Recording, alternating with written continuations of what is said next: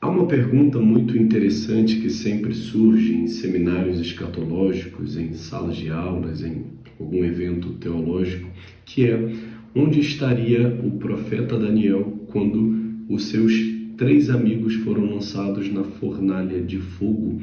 Há muitas especulações, há muitas discussões, há muitos debates acerca disso e, a princípio, essa pergunta não parece ser uma pergunta muito simples e muito fácil de responder, porque senão não haveria tantas dúvidas e tantas perguntas assim.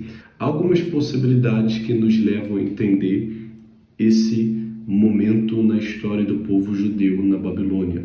A primeira possibilidade de onde estaria Daniel é que Daniel possivelmente estaria em alguma viagem administrativa, já que no capítulo número 2, versículo número 48, diz que Nabucodonosor, para recompensar Daniel daquela interpretação do sonho que ele teve, exalta Daniel ao posto de governador da província da Babilônia e o principal governador de todos os sábios da Babilônia. Então, a primeira possibilidade de que Daniel estaria em alguma viagem administrativa pela província da Babilônia, já que ele era um governador.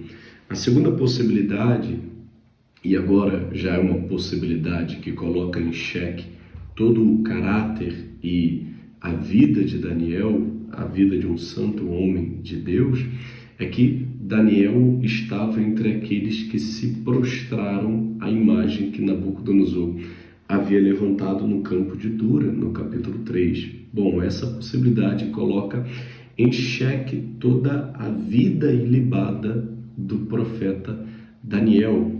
Não parece ser uma possibilidade muito coerente, porque lá na frente o anjo diz que Daniel era um homem muito desejado e muito amado por Deus. Dá a entender que Daniel era de fato um homem de conduta ilibada, um santo homem de Deus.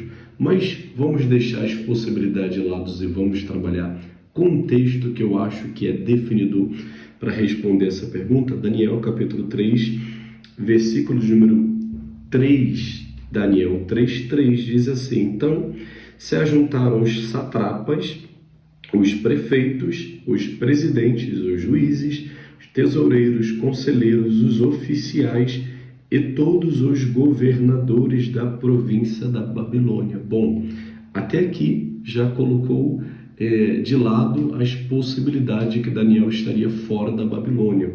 Mas vamos continuar.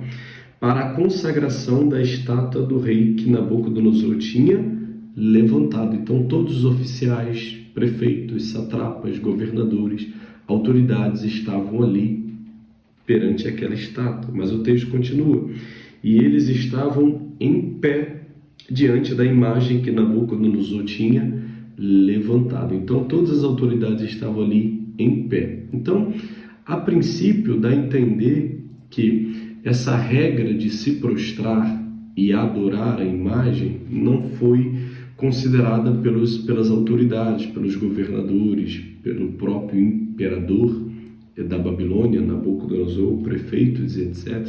Essa obrigação seria mais para o povo, porque no versículo de número 7 diz que, portanto, no mesmo instante em que todos os povos ouviram o som da buzina, do pífaro, da harpa, e nações e línguas adoraram a estátua de Nabucodonosor. Então parece que essa obrigação de se prostrar e adorar era apenas para os povos, as pessoas comuns, e não para as autoridades. Então, você imagina Daniel de pé quando todos os povos, e não apenas os babilônicos, mas todos os povos e nações que estavam cativas nas terras da Babilônia, se prostraram e adoraram. Que cena linda foi alguém chegando para Nabucodonosor e dizendo que havia 3 jovens que não se prostraram à imagem. Você imagina Daniel ouvindo isso e logo pensando: são os meus 3 amigos, Ananias, Misael e Azarias, que decidiram ser fiel na terra da Babilônia. Espero ter respondido essa pergunta. Que Deus te abençoe.